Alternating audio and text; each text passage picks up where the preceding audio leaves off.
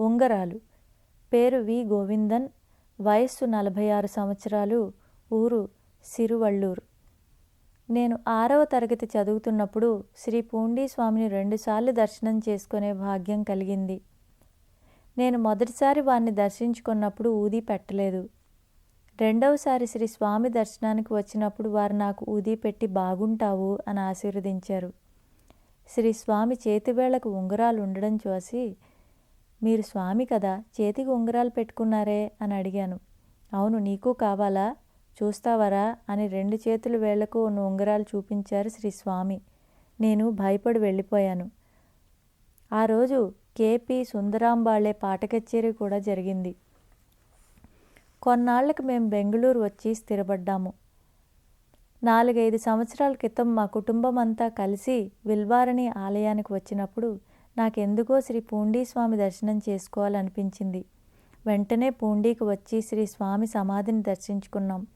ఆ సమయంలో శ్రీ స్వామి సమాధి మందిర నిర్మాణం జరుగుతోంది. 4 ఏళ్ల క్రితం నేను చేస్తున్న వ్యాపారంలో కొన్ని సమస్యలు తలెత్తాయి.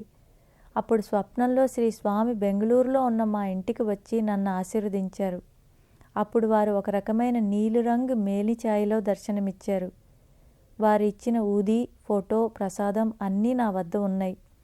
ఆ రోజు నుండి నాకు వీలైనప్పుడల్లా పూండీకి వెళ్ళి శ్రీ స్వామి సమాధి మందిరాన్ని దర్శించుకుంటున్నాను.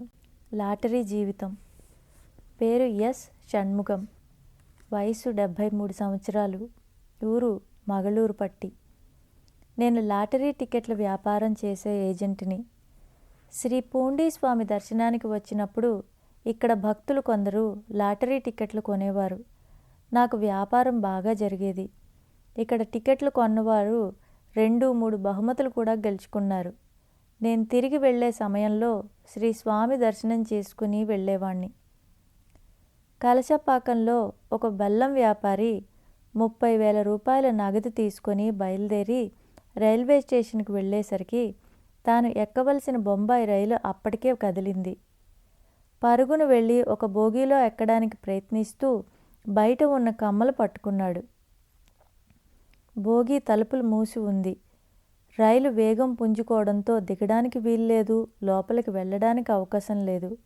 కమ్ములు పట్టుకొని నిలబడిన అతను తనను రక్షించవలసిందిగా శ్రీ పూండీ స్వామిని ఎంతో ఆర్తితో ప్రార్థించాడు. మరుక్షణమే ఒక వ్యక్తి వచ్చి తలుపు తెరిచాడు. బెల్లం వ్యాపారి తక్షణమే లోపలికి వెళ్ళగలిగాడు. తనను ప్రాణగండం నుండి తప్పించిన కరుణామూర్తి అయిన శ్రీ స్వామిపై అతనికి ఉన్న భక్తి, ప్రేమలు ఎంతో బలపడ్డాయి.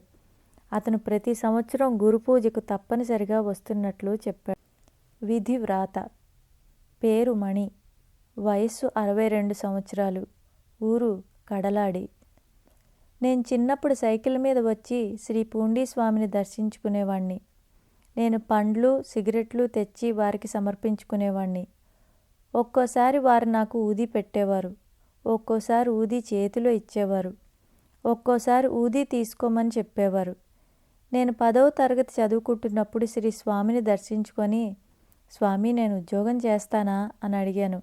శ్రీ స్వామి అన్నారు. నేను 10వ తరగతి చదివిన తర్వాత హెల్త్ ఇన్స్పెక్టర్గా ఉద్యోగంలో చేరాను. 7-8 సంవత్సరాలు పనిచేసిన తర్వాత ఉద్యోగానికి రాజీనామా చేశాను. నా పెళ్లికి ముందు శ్రీ స్వామిని దర్శించుకొని మంచి భార్య రావాలని అడిగాను. వారి వారి విధి ప్రకారం జరుగుతుంది అన్నారు శ్రీ స్వామి. నాకు శ్రీ స్వామిని దర్శించుకోవాలని అనిపించినప్పుడల్లా వారి సన్నిధికి వెళ్ళేవాణ్ణి. కూలీ డబ్బు. పేరు కాశీ. వయసు 55 సంవత్సరాలు. ఊరు మెట్టుపాళ్యం. నేను బాల్యంలో ఒక మోతుబరి రైతు దగ్గర పనిచేస్తూ ఉండేవాణ్ణి. అప్పుడు శ్రీ స్వామి కలశపాకంలో ఉండేవారు. కొన్ని రోజుల తర్వాత నేను తాపీ మేస్త్రీల దగ్గర పనిచేసేవాణ్ణి. మా అన్న బిల్డింగ్ లేబర్ కాంట్రాక్ట్ చేసేవాడు. శ్రీ పూండీ స్వామికి ఎదురుగా ఉన్న మండపాన్ని మా అన్న లేబర్ కాంట్రాక్ట్కి తీసుకున్నాడు. అక్కడ నేను కూలీగా పనిచేసేవాణ్ణి. పనంతా అయ్యాక సాయంకాలం మా అన్న, స్వామి డబ్బు కావాలి అని అడిగితే శ్రీ స్వామి, సుబ్రహ్మణ్యం కొద్దిగా వాళ్ళకి డబ్బు ఇవ్వు అని చెప్పేవారు. సుబ్రహ్మణ్య స్వామి డబ్బు ఇచ్చేవారు. ఒక్కోసారి మా అన్న పైకం చాలదు అని చెప్తే శ్రీ స్వామి, ఇచ్చింది తీసుకోవాలి, లేని దానికోసం ఆశపడవద్దు మునిస్వామి అని ప్రేమగా చెప్పేవారు. శ్రీస్వామి మా నాన్నను కరియా కరిప్ప అని పిలిచేవారు. కట్టడం పనులు ఏవి ఉన్నా మాకు చెప్పేవారు. నేను శ్రీస్వామికి నమస్కరించుకుంటే ఊది చేతిలో ఇచ్చేవారు. మా పెద్దన్నకు 3 భార్యలు, కానీ మగ సంతానం లేదు. మా అమ్మ శ్రీస్వామి దగ్గరకు వచ్చి మీరే కరుణించాలి స్వామి అని వేడుకుంది. శ్రీస్వామి ఊది ఇచ్చి ఒక పువ్వు ఇచ్చారు. ఆ తర్వాత మా అన్న 3వ భార్య గర్భం దాల్చి మగబిడ్డను ప్రసవించింది. ఆ బిడ్డను తీసుకుని వచ్చి శ్రీస్వామి ఒడిలో పెట్టి పేరు పెట్టమని అడిగాము.